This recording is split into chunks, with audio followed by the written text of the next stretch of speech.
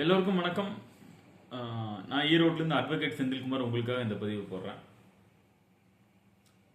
Company incorporation பண்ணி இருக்கிறவங்க long பெண்டிங்கில் ஆனுவல் ரிட்டர்ன் ஃபைல் பண்ணாமல் இருக்காங்க அப்படின்னா அவங்களுக்கான ஒரு மிகப்பெரிய அமேசிங்கான வாய்ப்பு சென்ட்ரல் கவர்மெண்ட் அனௌன்ஸ் பண்ணியிருக்காங்க.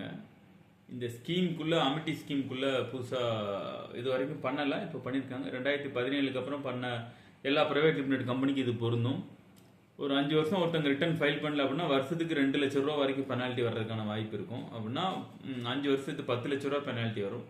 10 லட்ச ரூபா பெனால்ட்டியை வெறும் 10% 1 லேக்ல பண்ணுறதுக்கான வாய்ப்பை நம்ம கொடுத்துருக்குறாங்க.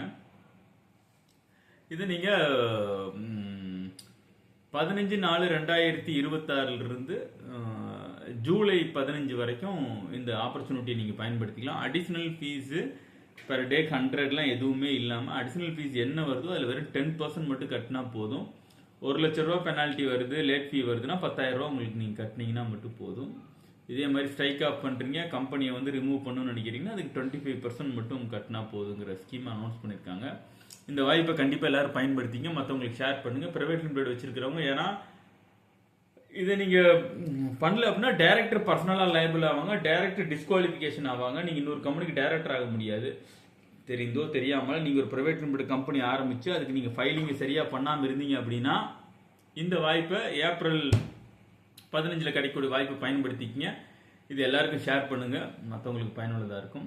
இந்த பதிவு உங்களுக்காக போடுவது ஈரோட்லேருந்து அட்வொகேட் செந்தில்குமார். நன்றி, மகிழ்ச்சி.